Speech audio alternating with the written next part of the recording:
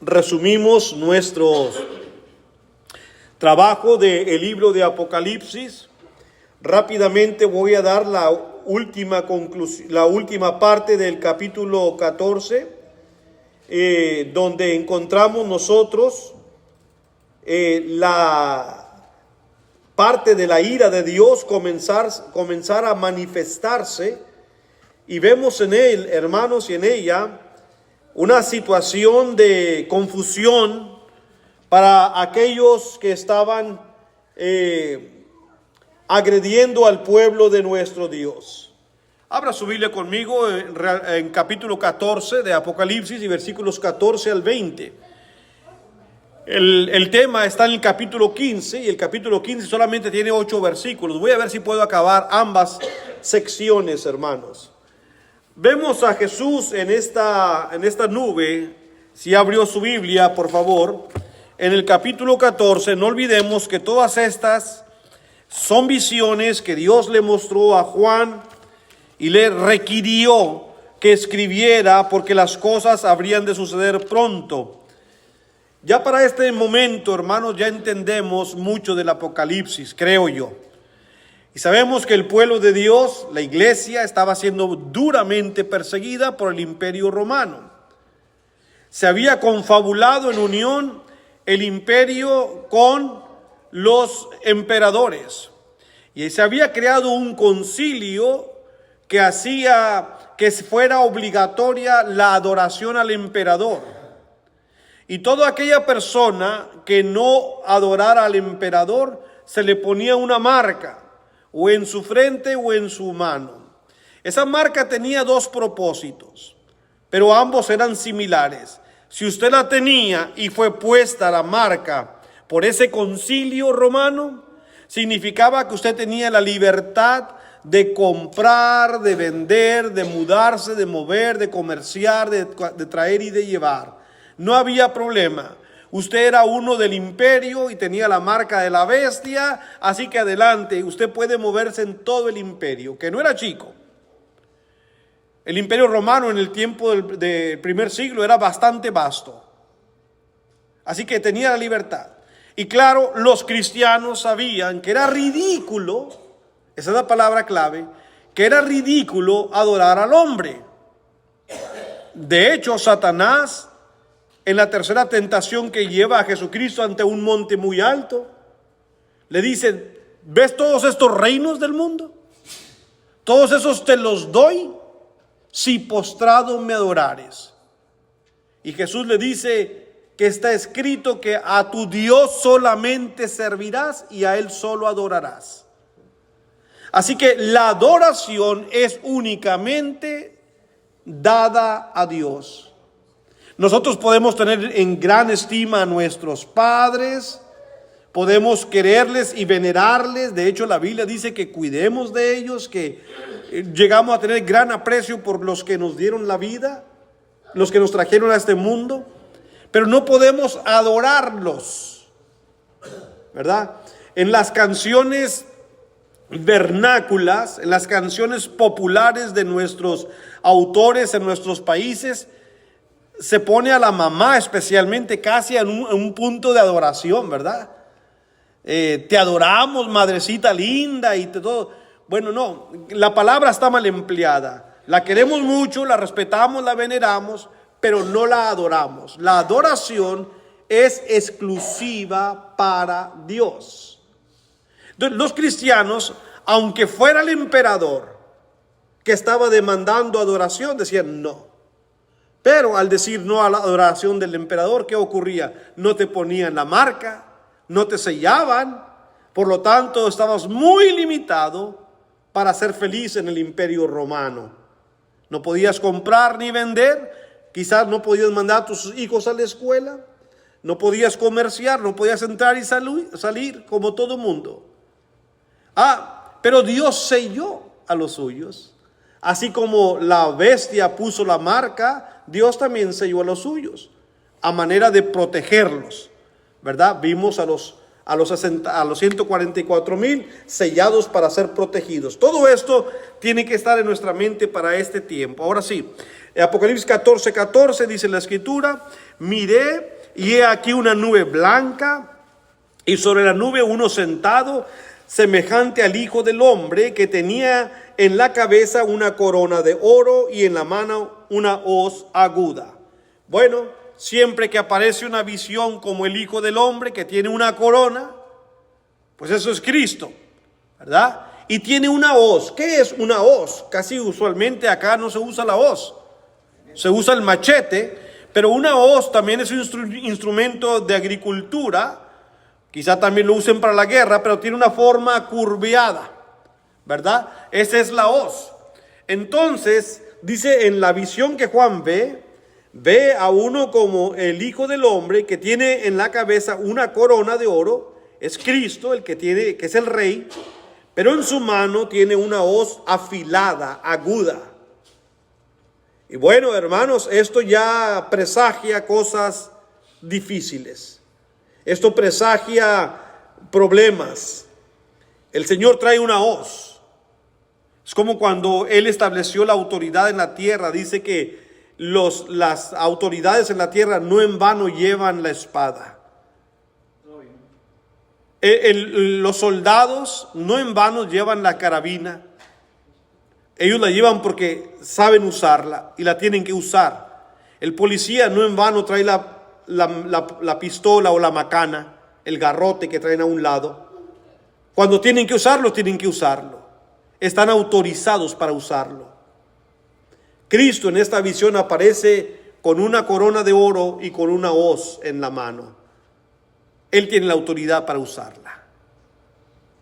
Hermano, y yo quiero ver siempre al Dios de amor, no al Dios que tiene una hoz en la mano. Pero la gente que no lee la Biblia solamente dice: es que Diosito es amor, Él no castiga. ¿Por qué no lee la Biblia?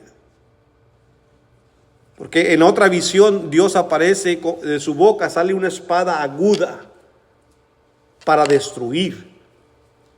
Claro, es una visión, no es que Cristo ande con una espada en la boca, pero retrata la ira de Dios. Y los siguientes pasajes nos hablan de 7 copas llenas de la ira de Dios. 7 es el número perfecto que identifica a Dios. Y esas copas ya están llenas. No se habían derramado antes porque el tiempo no había llegado. Jairo usa mucho un dicho que creo que lo aprendió allá en Perú de sus familiares. A él se lo he oído más que a otros, ¿verdad? Los tiempos perfectos de Dios. Algo así, más allá, más acá. Bueno, yo también me uno a ese dicho. No es que no sea así, solamente que hay que saberlo usar. Mucha gente para todo quiere usar eso. Hay que saberlo cuándo decir. Para mí no cabe duda que los tiempos perfectos son los de Dios. Él sabe cuándo ocurrirán las cosas. Anteriormente solamente un tercio de la humanidad fue lastimada por la ira de Dios. En esta ocasión hay 7 copas llenas de ira. Si usted recuerda en la Biblia, las plagas que Dios envió cuando Moisés en el Antiguo Testamento sobre Egipto y el faraón, hay una gran similitud de aquellas plagas a las que vienen en esta ira. Pero ahorita veremos esto. Por ahora, Jesucristo aparece con un atuendo de rey y con una hoz en la mano. Ahora, viene aquí una situación que a veces a muchos los confunde, pero dentro de este entorno no nos debe de confundir a nosotros. Aquí está Jesús en esa nube con una corona y una hoz. Verso 15, y del templo salió otro ángel. No hay ningún templo, todo esto es una visión. No esté viendo usted un templo físico y sale un ángel, eso es una visión nada más. Aquí el templo significa algo, el templo significa la presencia de Dios. Así que no hay un templo, no usted, mira, este sale volando no. Y del templo salió otro ángel, clamando a gran voz al que estaba sentado sobre la nube: mete tu hoz y ciega, porque la hora de cegar ha llegado, pues la mies de la tierra está madura. El ángel le decía al Señor: ya llegó el tiempo, métela. No es que la guardes, no, comienza a usarla. Llegó el tiempo de cegar. Hay muchos bandidos hoy en día. Hay muchos valentones o envalentonados. Hay muchos que vociferan. Hay muchos que hablan perversidades contra Dios. Y creen que ellos son una gran persona porque Dios no les hace nada. Y viven haciendo continuamente lo malo. Y todavía dicen, mira, y no me pasa nada. Al contrario, mira mis beneficios. Porque no ha llegado la voz. Porque Dios le ha dicho, Dios te ama tanto que te está dando tiempo a que te arrepientas. Porque cuando llegue la voz, ya no hay tiempo para tu arrepentimiento. Ojalá que nosotros fuésemos así como Dios. Cuando nosotros alguien nos ofende, enseguida metemos la voz. Dios no. Dios sufre el agravio. Dios soporta por amor. Y nos da oportunidad antes de que meta la voz. Porque llegando el tiempo de la siega, se acabó la oportunidad. Así que si nosotros hoy en día, hermanos, estamos vivos y tenemos cuentas pendientes con Dios, tenemos algo de lo que tenemos que arrepentirnos, hagámoslo antes de que venga la voz a nuestra vida y sea demasiado tarde. Él la tiene en su mano y está autorizado para utilizarla cuando el tiempo necesario llegue. Y un día va a llegar, queramos o no. Por eso agradezcámosle a Dios que tenemos esta oportunidad que Él nos da. Él hace uso del Evangelio, que es la hoz, un segundo aliado, como lo es también, hermanos, la palabra del Señor, y lo vimos, para juzgar en su tiempo a los malos que amontonaban atormentaban a su pueblo. Verso 16 dice: y el que estaba sentado sobre la nube metió su hoz en la tierra y la tierra fue cegada. Existe una conexión entre la siega y la fruta madura. Cuando viene la siega, se recoge el fruto en lugares especiales. Pero lo que es hierba, lo que es maleza, lo que no sirve, también se recoge, pero para ser quemado. Entonces, aquí hay una dualidad de pensamientos. Cuando llegue el tiempo, hermanos, es lo que dice Mateo 25. Cuando vaya conmigo, por favor, a Mateo 25, que nos habla precisamente del tiempo de la siega, el tiempo de reunión de las cosechas. Dice la palabra del Señor en el Evangelio de Mateo, capítulo 25, versos 31 al 33. Mateo 25, 31 al 33. Cuando el Hijo del Hombre venga en su gloria y todos los santos ángeles con él, entonces se sentará en su trono de gloria. Escuche lo que voy a decir. Ojalá que no se confunda ni se malinterprete. Cristo ha venido muchas veces al mundo, pero no físicamente. Ha venido en sus juicios, ¿verdad? Ha venido en sus juicios temporales, en sus juicios específicos. Cuando alguna nación se ha sublevado, se ha enaltecido, Dios viene en su juicio y la pone en su lugar. Cuando hombres perversos quieren ser más que Dios, Dios los pone en su lugar. Dios emite juicio sobre ellos. Bueno, entonces el versículo 31 de Mateo 25 dice: este no es un juicio específico, sino es un juicio general. Este es cuando venga el Señor. Eso no ha llegado todavía. Cuando el Hijo del Hombre venga en su gloria y todos los santos ángeles con él, entonces se sentará en su trono de gloria. ¿Qué va a hacer sentado en su trono? Y serán reunidas delante de él todas las naciones. Y apartará. ¿Quién va a apartar? Pues el que está sentado en medio, Dios. Apartará los unos de los otros como aparta el pastor las ovejas de los cabritos. Dios y solamente Dios conoce quiénes son ovejas y quiénes son cabritos. Y dependiendo lo que nosotros seamos, dice el versículo 33, y pondrá las ovejas a su derecha y a los cabritos a su izquierda. ¿Qué quiere ser usted? ¿Oveja o cabrito? Las ovejas están a la derecha, los cabritos están a la izquierda. Si usted no sabe el final de la historia, a lo mejor está diciendo, no, pues no importa que al lado derecho o izquierdo donde me ponga. No, mire bien lo que escoge. El cabrito tiene cuernos, la oveja ya no. El cabrito está a la izquierda, la oveja está a la derecha. Y casi siempre los de la derecha reciben como la recompensa positiva. Y los de la izquierda reciben la recompensa negativa. Si usted sigue leyendo, dice el 34, entonces el rey dirá a los de su derecha.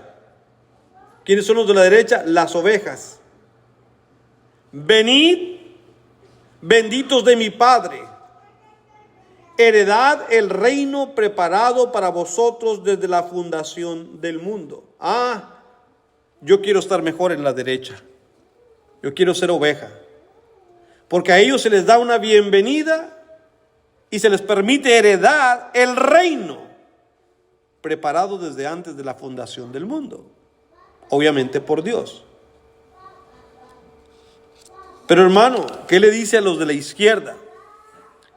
Versículo 41, de aquí mismo de Mateo 25, verso 41. Entonces dirá también a los de la izquierda, a los cabritos, apartaos de mí, malditos. Oiga, eso es bien diferente. Los otros son benditos, estos son malditos. Al fuego eterno preparado para el diablo y sus ángeles. Ahora le pregunto, ¿quiere ser oveja o quiere ser cabrito? ¿Quiere estar en la derecha o quiere estar a la izquierda? Pero ¿quién determina lo que soy? ¿Y qué determina para que yo sea oveja y que sea cabrito? Esto es la pregunta que Dios contesta. Y la contesta de una manera magistral. La razón es que versículo 30 y tantos, déjeme ver, 35. Las personas que estuvieron a la derecha se ocuparon en las cosas de Dios, dice el 35. Porque tuve hambre y me diste de comer. Tuve sed y me diste de beber. Fui forastero, me recogisteis. Estuve desnudo, me cubristeis. Enfermo, me visitasteis. En la cárcel y vinisteis a mí. O sea, los de la derecha fueron personas que se ocuparon en hacer el bien y las cosas que Dios requiere que hagamos. Los de la izquierda hicieron todo lo opuesto. Eso determina lo que nosotros somos. Hacer el bien solamente se percibe porque viene de Dios. Lo que el mundo ofrece que hagamos son las obras terrenales de la carne. Esas vienen de Satanás. Esas no son buenas. Pero las que vienen de arriba, las que son buenas, viene de Dios. Santiago dice que todo dádiva buena desciende de lo alto, del Padre de luz, donde no hay variación ni sombra de muerte. Entonces, nosotros hermanos y hermanas, amigos, debemos de ocuparnos en las obras de Dios, para que cuando el Señor venga y sea el tiempo de la siega, nos ponga el Señor en el lado derecho y nos diga: venid benditos de mi Padre. No vayamos a estar al lado izquierdo, donde los del lado izquierdo fueron, se les dijo: apartados de mí, malditos al fuego eterno que fue preparado para Satanás y sus ángeles. Ahora tenemos la oportunidad de decidir qué queremos hacer. Regrese conmigo a Apocalipsis 14, por favor.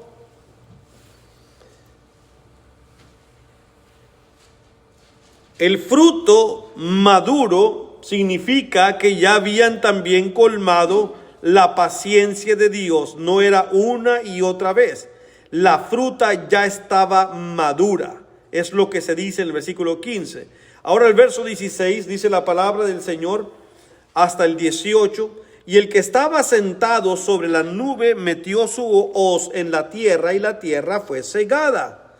Salió otro ángel del templo que está en el cielo, teniendo también una hoz aguda. Y salió del altar otro ángel que tenía poder sobre el fuego, y llamó a gran voz al que tenía la hoz aguda, diciendo: mete tu hoz aguda y vendimia los racimos de la tierra, porque sus uvas están maduras. Esta es una explicación muy hermosa de cómo reacciona Dios. Ya se los dije hace un momento. Dios es muy paciente. Eso se llama, la Biblia le llama la longanimidad de Dios. Es decir, la paciencia incomprensible de Dios.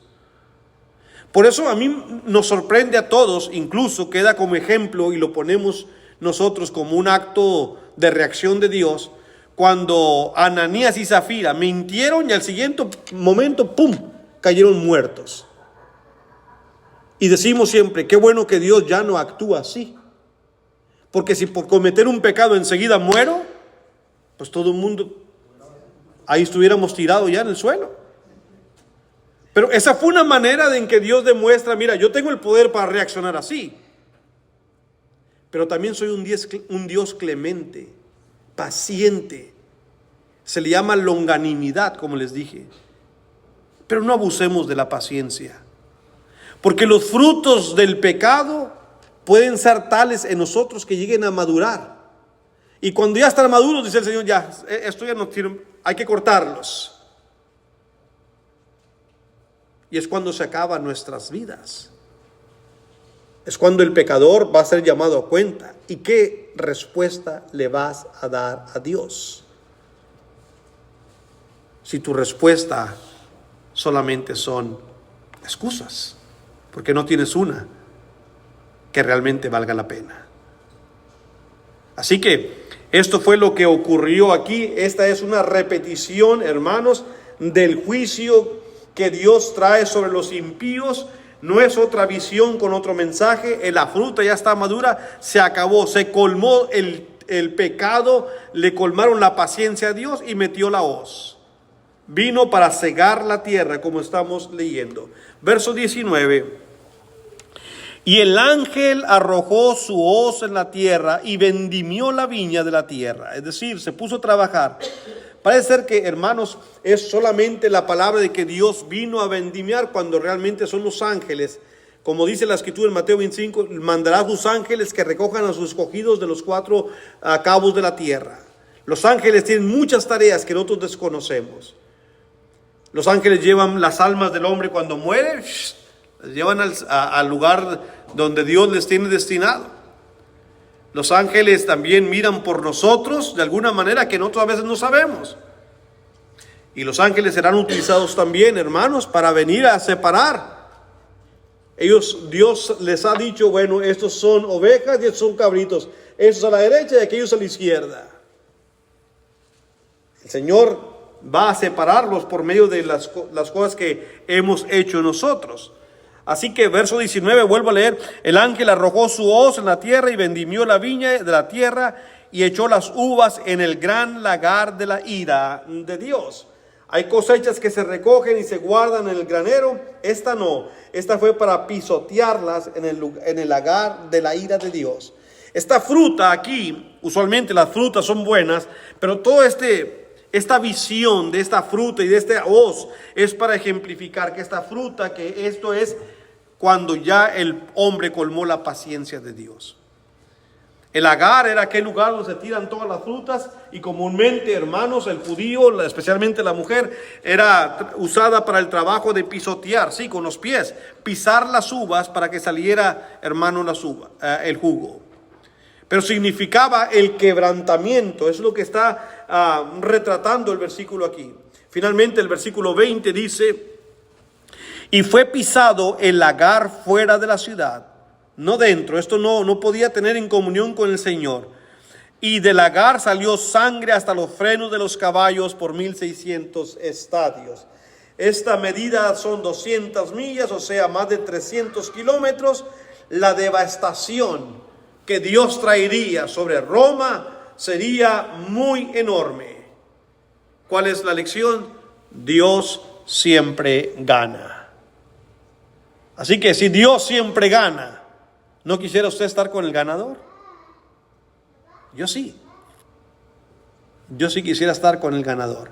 Y tenemos tiempo para formar parte de su equipo. Pero tenemos que hacer una decisión. Entregarnos a Él para ser de Cristo. Y como dije que quería acabar las dos secciones, hermanos, permítame ahora rápidamente iniciar la del capítulo 15, que la puse ya aquí, estaba listo. El capítulo 15 solamente tiene 8 versículos, así que no es una lección grande, hermanos, esta del capítulo 15. Y sí que va muy con lo que estamos viendo, que son las copas de ira de Dios en Apocalipsis 15. Dice la escritura, ahí está sentado en este retrato Juan el apóstol. Dice, vi en el cielo, sigue Juan allá. Así como Pablo dice, conozco un hombre que fue llevado al tercer cielo. Dice, no sé si fue en la carne o fui en el espíritu, pero fui llevado. Juan sigue allá. Vi en el cielo, porque recuerda cuando le comenzó a dar las visiones en el capítulo 4, le dijo el Señor, ven, entra, sube acá, te voy a llevar allá. Y vi en el cielo, dice el versículo 1 del capítulo 15, vi otra señal grande y admirable, 7 ángeles que tenían las 7 plagas postreras, porque en ellas se consumaba la ira de Dios. No necesitamos que explicar mucho lo que el versículo 1 dice. 7 copas, número perfecto. Las 7 copas postreras, esas son las últimas. Esto ya es el derramamiento de la ira final de Dios sobre el imperio romano. Esto no es el juicio final. No esté pensando, ya llegó el juicio. No, todo eso está dentro del concepto y dentro del marco histórico de lo que estamos estudiando. Este es el juicio que Dios emitió sobre el imperio romano.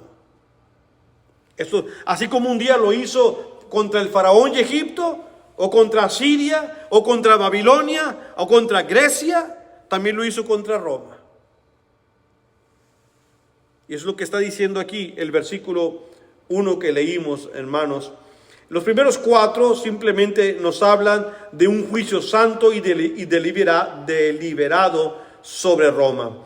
Esta visión de las 7 copas de ira de parte de nuestro Dios forma parte de la redacción del capítulo 15 y capítulo 16. El capítulo 15 solamente es la introducción a esto, hermanos. Y vamos a ver el derrocamiento final del poder perseguidor. Dios le dice al pueblo, a la iglesia, quiero que entiendas una cosa. A pesar de cómo se ve todo, el poder no viene, la autoridad no nace de Roma, viene del cielo. Haces bien en negarte a adorar al hombre, aunque sea el emperador, porque al único que se le adora es a Dios, como hemos dicho, hermanos. La ramera, así se le llama en la Biblia, a Roma, porque se unió a todas las religiones de todos los países. El imperio romano, con el propósito de hacerse grande, conquistaba un pueblo y en cuestión de religión les decía, no, no te preocupes, no te quito tu religión, déjame ver qué puedo aportar a la mía. Y por eso la religión romana se convirtió y se le retrata como a una ramera. Lea conmigo en Apocalipsis 17.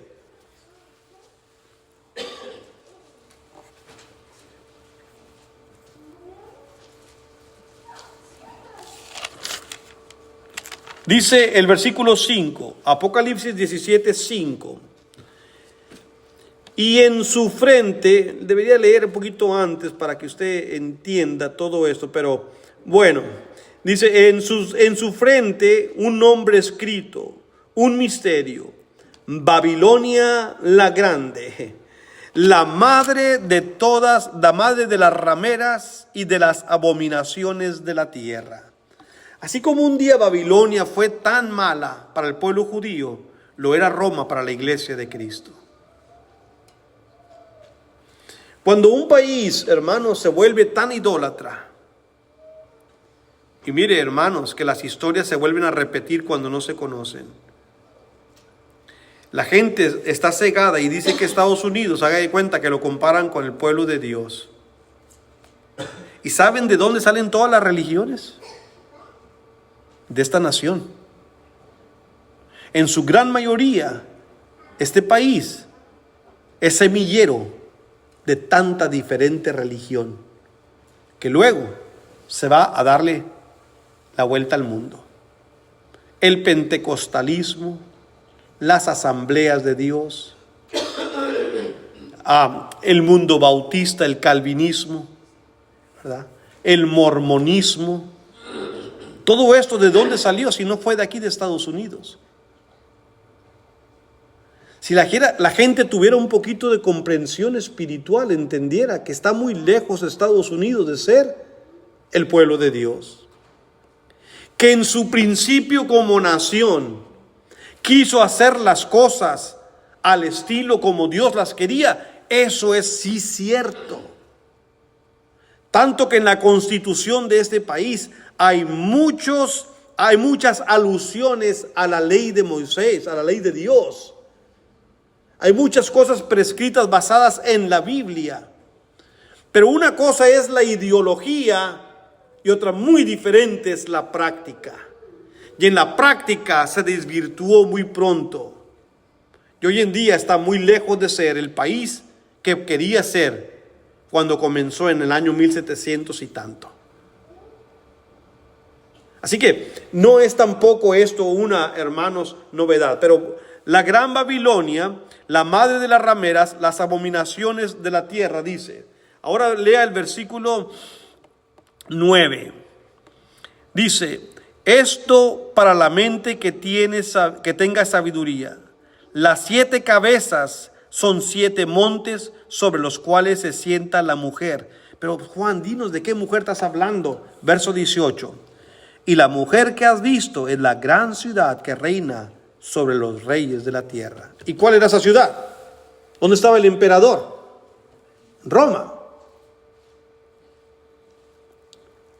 Entonces, lo que Dios le está diciendo a Juan es que el juicio sobre esa ramera, sobre esa falsa religión, sobre los que levantaron esa religión que fue Roma, llegaba. Ya estaba la hoz puesta, hermanos, para entrar en el lugar correcto.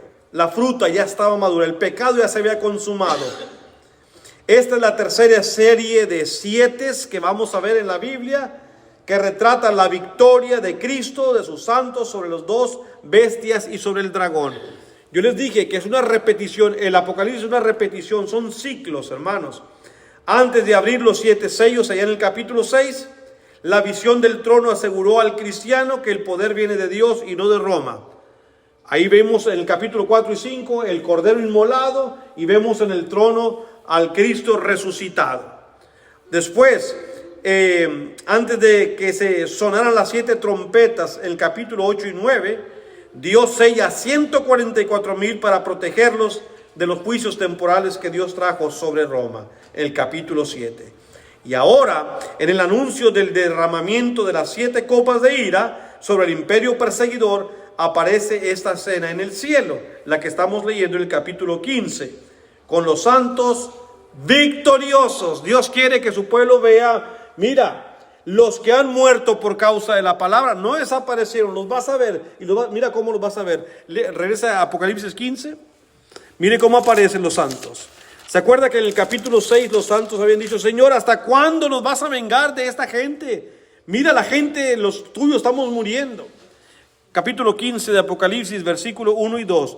Vi en el cielo otra señal grande y admirable, 7 ángeles que tenían las 7 plagas postreras, porque en ellas se sumaba la ira de Dios. Escuche el 2. Vi también como un mar de vidrio mezclado con fuego. Y a los que habían alcanzado la victoria, ya hubo quienes alcanzaron la victoria sobre la bestia y su imagen y su marca y su número de su nombre. ¿Se le podía vencer a la bestia y a todo lo que...? Sí. A los que los vencieron los vio de pie sobre el mar de vidrio con arpas de Dios. Están alabando, están cantando a Dios aquellos que sufrieron el martirio, pero que al sufrir y muriendo siendo fiel a Dios, vencieron al dragón, vencieron a la bestia, vencieron al número que se le había puesto. Hubo muchos que murieron por causa del evangelio. ¿Los ves derrotados? No, los ves cantando, tienen arpas. Eso es una visión. Muchos de los pentecostales dicen, ve, hasta en el cielo va a haber, hermano, va a haber música. No, es una visión, es algo, un simbolismo. Están cantando, están alabando a Dios. Les ha dado la victoria. Les ha dado la victoria. Así que, hermanos, dice versículo por versículo del 1 al 4 rápidamente, las plagas son postreras. Con esto Dios acaba con ese poder. Ya no hay más oportunidad para ellos. Existe esa similitud con las plagas sobre Egipto, como dije. El versículo 2, acabamos de leerlo, dice que vi un mar de vidrio mezclado con fuego. Ese mar está desde el capítulo 4 en muchas visiones. ¿Y qué representa el mar? Bueno, el mar está aquí el trono de Dios, y luego está un mar, y luego estaban los seres vivientes. El mar representa que Dios uno no se le puede acercar a Dios. Hay un mar que nos divide. La transición de Dios. Pero ahora, a los que han vencido al dragón, se les mira ya arriba de pie en el mar. Estos ya tienen comunión, cercanía con Él. Y si usted me acompaña el capítulo 21 de Apocalipsis y el versículo 1, cuando ya venga el Señor por su pueblo, en el día del juicio, escuche lo que se lee.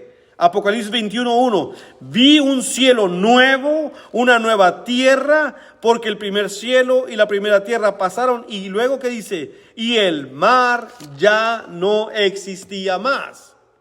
Ese mar que en su momento representó transición, división, el no dejarnos aparecer o acercarnos a Dios. Cuando venga el Señor y seamos redimidos, ya no habrá un mar de separación. El mar ya no existe más. Ahora tendremos una completa comunión, una integración completa con nuestro Dios. Dios va a estar con nosotros día y noche, dice la palabra del Señor. Por ahora los que lo vencieron ya están caminando sobre el mar. Los que están en la tierra todavía no, obviamente. Todavía somos divididos por ese mar. Significa lo creado, el creador y lo creado, lo más santo y lo inmundo como nosotros. ¿Se acuerda cuando Isaías en el Antiguo Testamento vio aquella visión?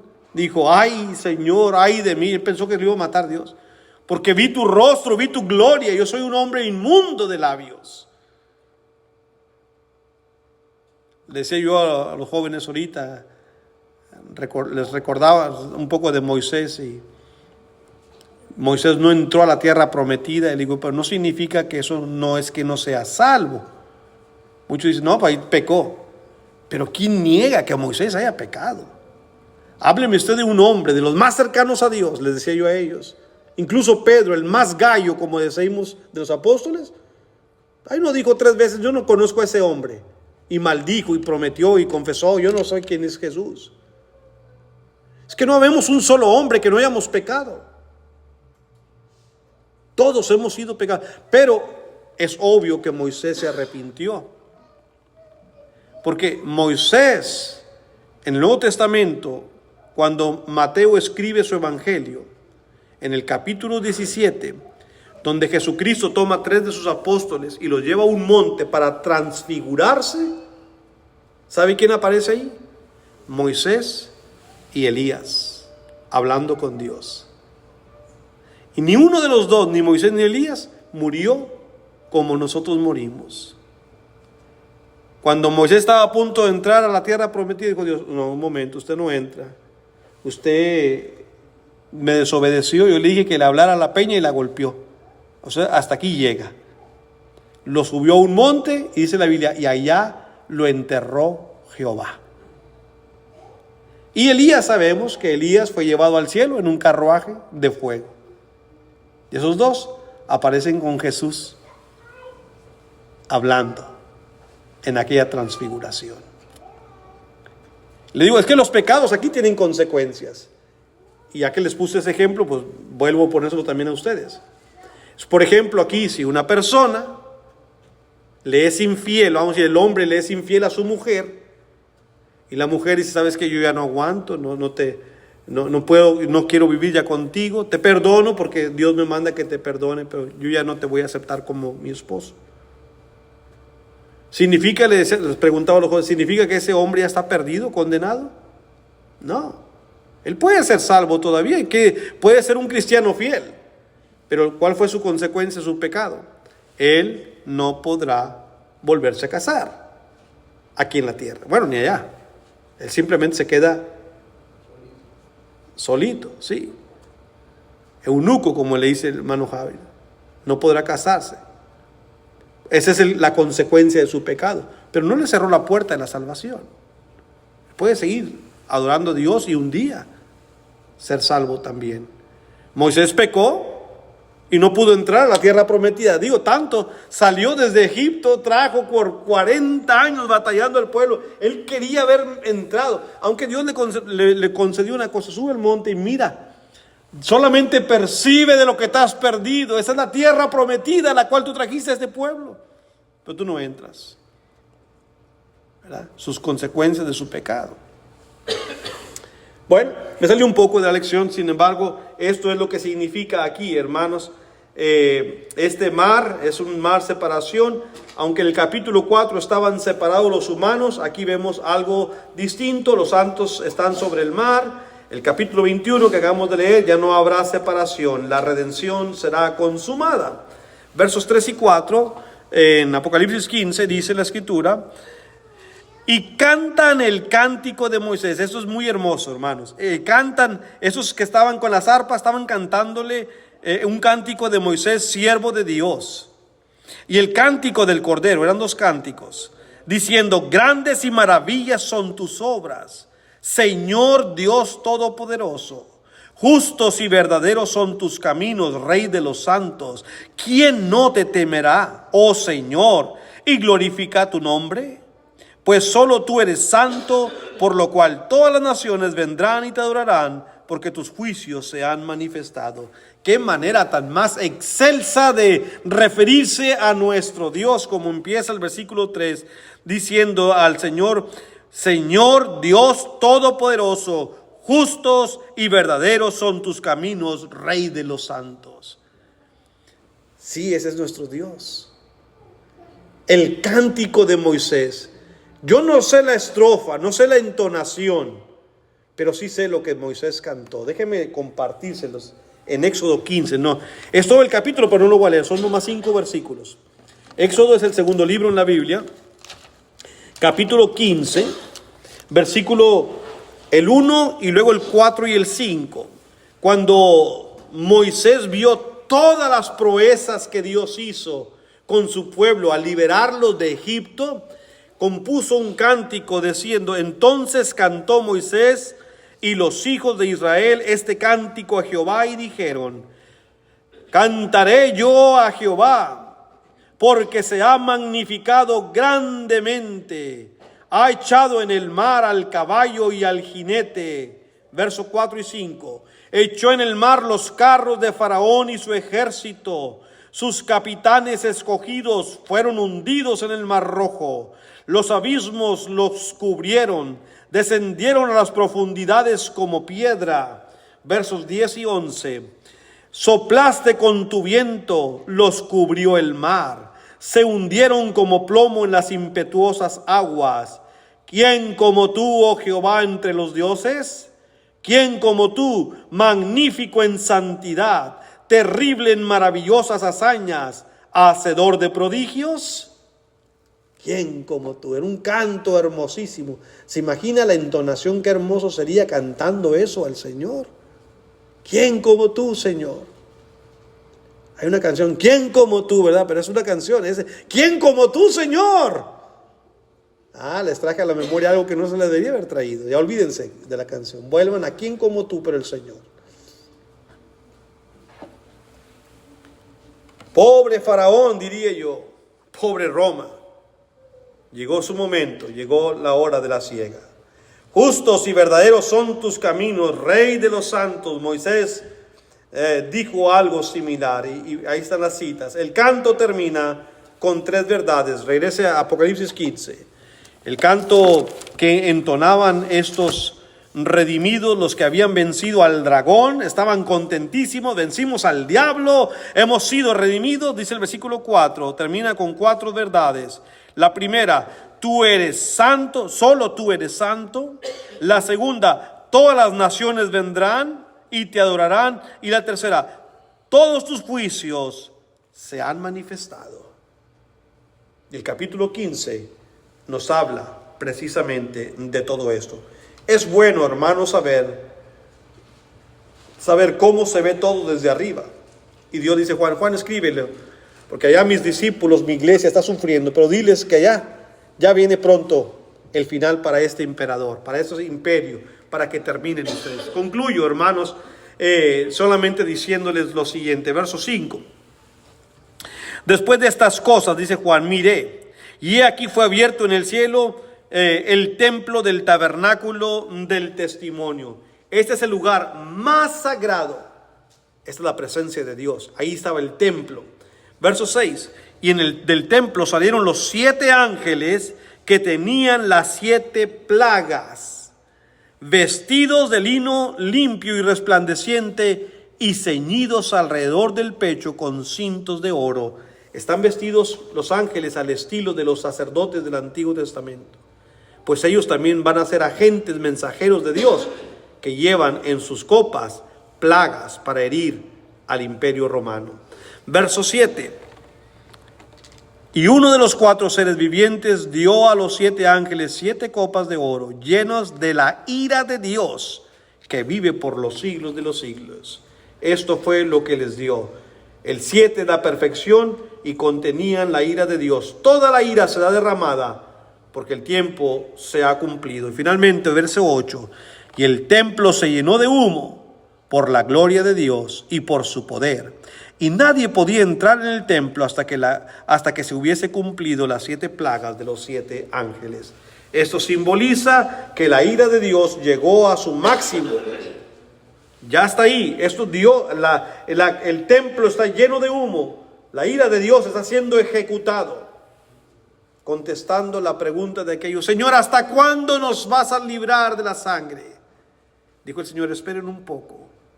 Y cuando llegó la ira, ¿sabe lo que la gente decía? Les leo rapidito, no todo lo que está ahí, pero Apocalipsis 6, versos 16 y 17. No, les leo desde el 9. Un minuto más que Apocalipsis 6, 9 hasta el 17. Cuando abrió el 5º sello, vi bajo el altar las almas de los que habían sido muertos por causa de la palabra de Dios. Qué triste, diríamos nosotros. Dijimos: ay, mira, esta gente por servir a Dios lo están matando. Y por el testimonio que tenían. Sí, murieron muchos cristianos. Y clamaban a gran voz diciendo: ¿hasta cuándo, Señor santo y verdadero, nos juzgas y vengas nuestra sangre en los que moran en la tierra? Y se les dieron vestiduras blancas, sí, porque ya fueron limpios. Se les dijo que descansasen todavía un poco de tiempo. ¿Hasta cuándo? Hasta que se completara el número de sus consiervos y sus hermanos, que también habían de ser muertos como ellos. Dice el Señor, todavía no mueren todos. Miré, dice Juan, cuando abrió el sexto sello, y aquí hubo un gran terremoto, y el sol se puso negro como tela de silicio. La luna se volvió toda como sangre, rojiza. Las estrellas del cielo cayeron sobre la tierra como la higuera deja caer sus higos cuando es sacudida por un fuerte viento.